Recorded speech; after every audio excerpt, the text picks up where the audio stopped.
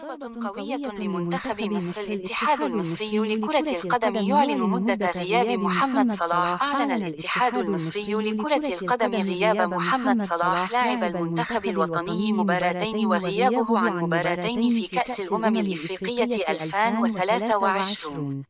وتعرض محمد صلاح لإصابة في مباراة مصر وغانا التي انتهت بنتيجة 2-2.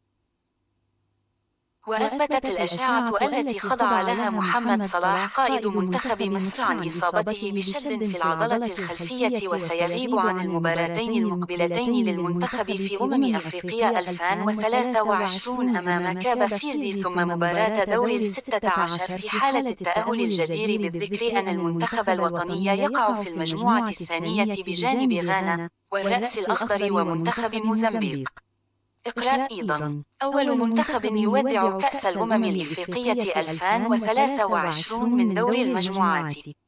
ضربة قوية. ميدو يعلن مدة غياب محمد صلاح.